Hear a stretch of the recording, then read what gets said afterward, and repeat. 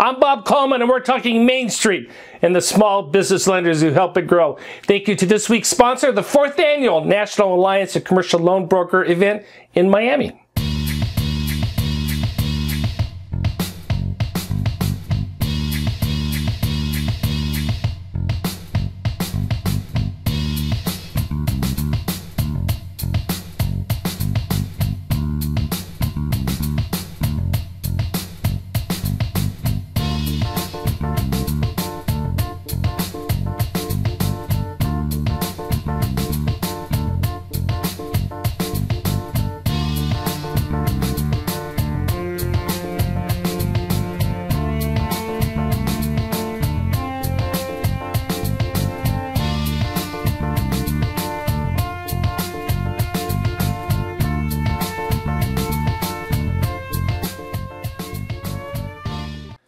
Here's today's top story. I have a cool gig. I get to watch a lot of small business videos. This is an amazing video. This is the winner of the 2018 Phoenix Award, rising from the ashes of disaster.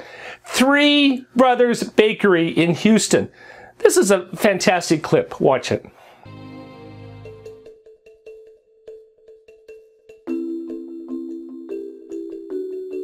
Three Brothers Bakery is a full-line bakery. We make cakes, breads, pastries, life cycle events, cakes that shoot fire, and we have 3 stores, an online store and a wholesale component, and we employ approximately 65 people. Three Brothers Bakery is 68 years old, but the family's been baking for almost 200 years and began baking in Poland, and the family baked continuously until 1941 when the Nazis took them. The parents were murdered in Auschwitz, and then the 3 brothers and an older sister survived the war. The older sister actually saved the 3 brothers. So they all immigrate here to Houston, and the 3 brothers, what were they going to do? They didn't speak English, they knew how to bake, so they baked. Being a 5th generation baker is amazing, and to carry my family's legacy is unbelievable. When you work in a multi-generational business, it's really an honor, and to work at Three Brothers Bakery, I can say this because I'm married into it, but I'm really proud to be a part of this bakery and the family legacy. In August of 2017, Harvey hit us with 4.5 feet of water, and it was so devastating. We just needed some help. We were on vacation in Colorado when the storm hit, and so we knew we flooded, but we couldn't figure out how bad until we saw a picture on Facebook of the bakery surrounded with 4.5 feet of water. This particular flood, Harvey, was probably the worst disaster of them all. When the hurricane hit, I was the first one on scene at Three Brothers Bakery, and it was a disaster. We got in, and everything was just on the floor, mud, muck, water, dough that had risen up. It was horrible. And at that time, I had a couple employees finally made themselves in, and then we came up with a plan, started calling people who could come in if they could. And by 3 days, we had a lot of people in here helping out and cleaning up. It never, ever crossed our mind not to rebuild. So we just did.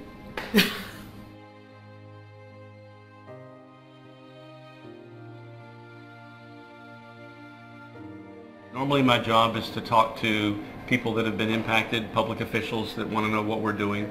But we always look for a business that is sort of the face of the disaster. Three Brothers Bakery is perfect in that regard.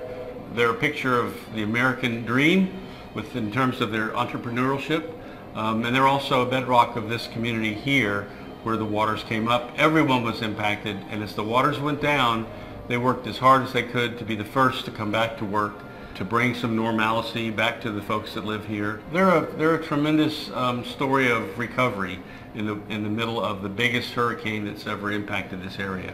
We're really honored to get this award. It's kind of a mixed emotion thing. We hope next year we would never qualify for this award ever again, but it's an incredible honor. Thanks for thinking about us and the disasters that we've had and recovering from it. And really, without the SBA, we would not be here. And we thank you guys so much for your commitment to us. So thank you very much.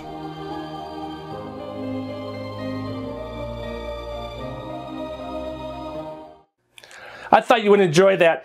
Hey, Lance Sexton got called into the principal's office by SBA when he said you can't finance hemp. Well, you can, but listen to the conversation Lance and I had.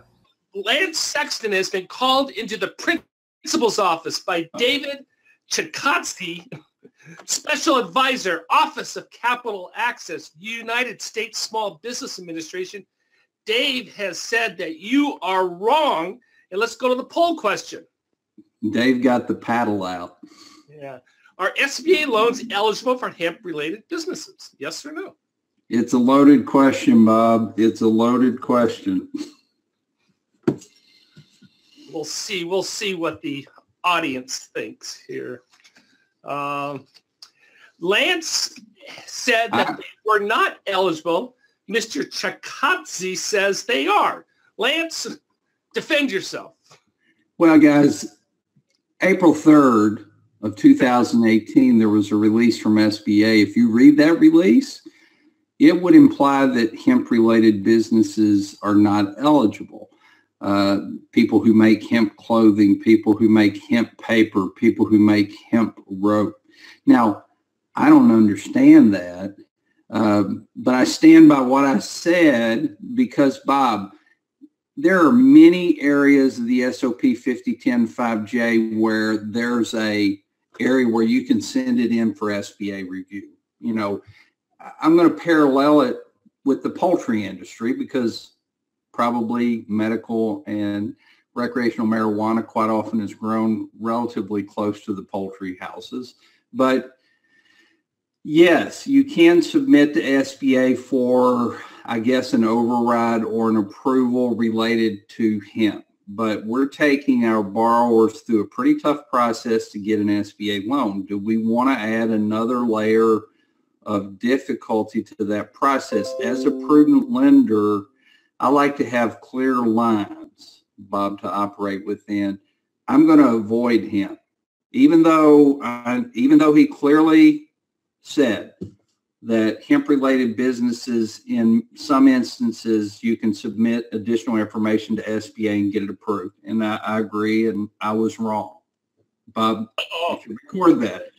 However. But you know, there are many areas of SBA SOP that says, yes, you can do this, but it's quite a challenge. When Lance did a report from Mid-America in Texas, he reported that SBA is starting to do on-site reviews. I got a great letter from Mari Korgard. I apologize if I mispronounced that. And I wanted to share with you what she had to say. We recently went through an on-site SBA Community Advantage audit with the SBA. We had 2 individuals on site for 3 days. They arrived on Monday and finished on Wednesday. They pulled 7 of our loans and gave us a list of 2 weeks prior to their arrival. One person was from SBA, the other was a contractor. We were told that SBA is conducting a nationwide audit of all their community advantage lenders. There are 129 in the country, and we were number 6. We were also told not to expect our final finding report for another 90 days. But while they were here, they provided their audit exception reports as they completed them, which allowed us to clean up what we could at the exit interview. We met and went over all the findings. A lot of the items that were noted we provided at the exit interview, and they indicated they wouldn't be noted on the final report. It was an interesting short audit and definitely better than the audits I've gone through in the past. Well, thank you so much for your comments. That's a great letter, Mari. As I said, I get to watch some pretty cool videos.